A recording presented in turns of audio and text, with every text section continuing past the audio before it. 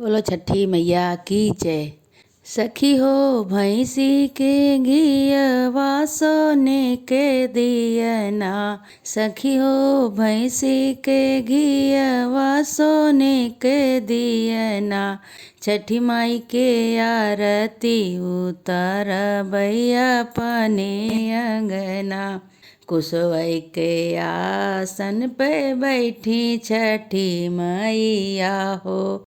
कुसोय के आसन पे बैठी छठी मैया हो। सोलहो सिंगार माते बिंदिया हो। सखी भैंसी के घियवा सोने के दिया। सखी हो हथवा में सोहेला सोने के कंगना।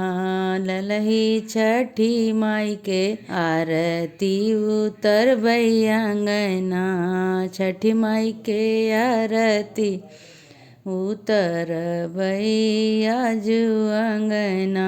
बंस के देवैया हाई ललही छठी माई। बंस के देवैया हाई ललही छठी माई। जे भी पूजी चरण ओकर आस पूरी होई जाई। जे केहू पूजै चरण ओकर आस पूरी होई जाई। गोदिया में ओकरे खेली है गोविंद ललना।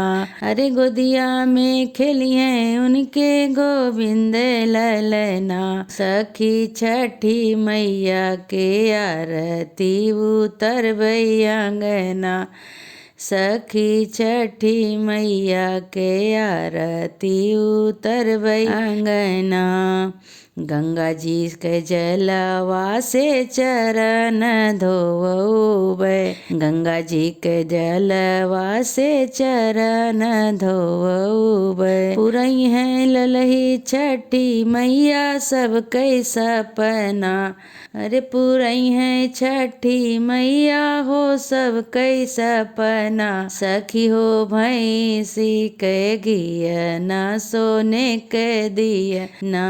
सखी हो भैंसी के घियना सोने के दियना।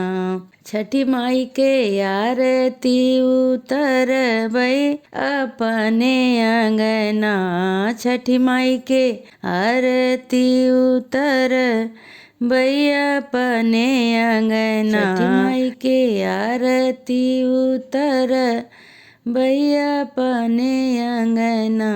माई 16 सिंगार कई के बैठी अंगना। माई 16 सिंगार कई के बैठी अंगना। दही और माहुआ के भोगवा लगौबै। दही तिन्नी चौरा के भोगवा लगौबै। पुरई है छठी माई सब कई सपना।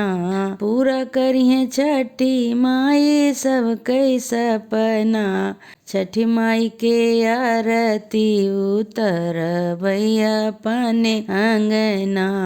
छठी माई के आरती उतर अपने अंगना।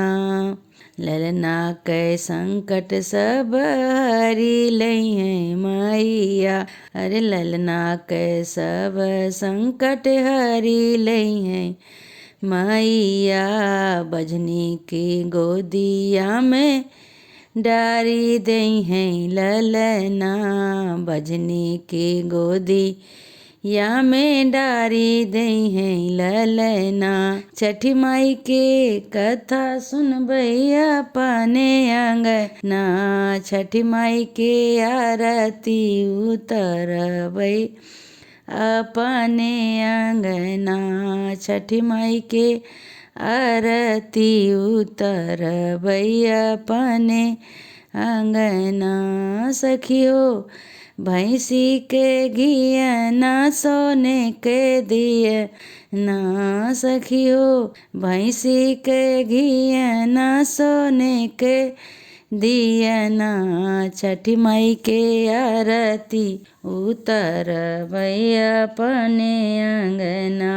छठी माई के आरती उतरबै अपने अंगना।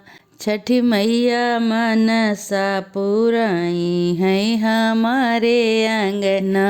छठी मैया मनसा पुराई है हमारे अंगना। बोलो छठी मैया की जय।